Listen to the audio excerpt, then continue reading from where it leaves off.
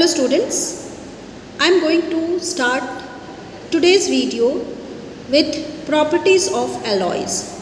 But before that, we will recall definition of alloys. Alloys homogeneous mixture होता है दो या दो से ज़्यादा metals का, या फिर दो या दो से ज़्यादा metal and a non-metal mix होकर alloy की formation करते हैं.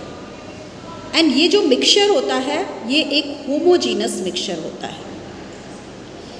एलॉय की फॉर्मेशन में मेटल्स मॉल्टन स्टेट में होते हैं एंड इन मेटल्स की डेफिनेट प्रोपोर्शन को यूज़ करके हम डेफिनेट एलॉय की फॉर्मेशन करते हैं. नाउ अब हम इनकी प्रॉपर्टीज़ देखेंगे. First is alloys have different properties from those of the component elements.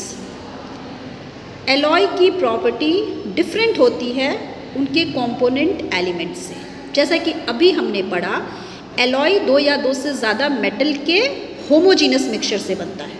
तो जिन दो एलिमेंट को हमने यूज़ किया उन दोनों एलिमेंट की प्रॉपर्टी alloy की प्रॉपर्टी से डिफरेंट होगी.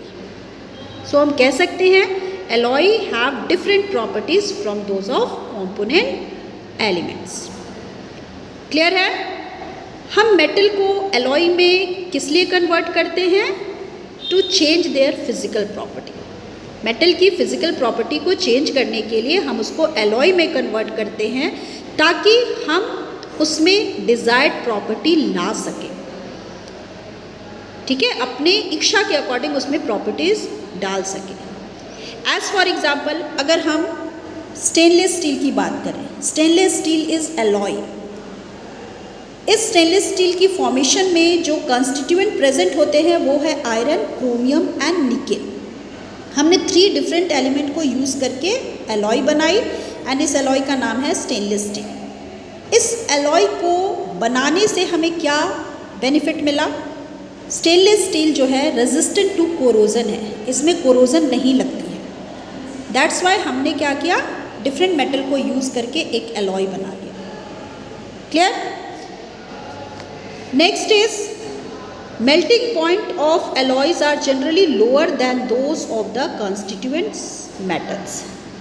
एलॉय की मेल्टिंग पॉइंट जनरली लो होती है as compare to its constituent metals. मतलब जिन मेटल से ये मिलके बना है उन मेटल से अगर आप एलॉय की मेल्टिंग पॉइंट कंपेयर करोगे तो आप देखोगे एलॉयज़ की जो मेल्टिंग पॉइंट होती है वो लो होती है.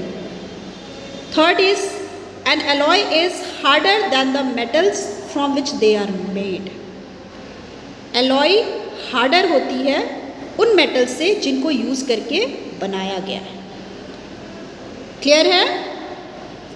Next topic is corrosion. Corrosion क्या होता है? It is a process of eating away of metals by oxygen, water, acids and other chemicals. इसका क्या मीनिंग हुआ? कोरोजन एक ऐसी प्रोसेस है जिसमें oxygen, water, acid and other chemicals की अटैक की वजह से मेटल खराब होता है. इसकी वजह से मेटल का लॉस होता है एंड मेटल्स को फिर हम यूज़ नहीं कर पाते हैं. क्यों? क्योंकि ये अपनी स्ट्रेंथ को खो देता है. आयरन के केस में कोरोजन को रस्टिंग कहा जाता है. आई रिपीट, आयरन के केस में कोरोजन को रस्टिंग कहा जाता है. एंड अगर आप इसकी प्रॉपर डेफिनेशन देखोगे तो ये क्या होगा?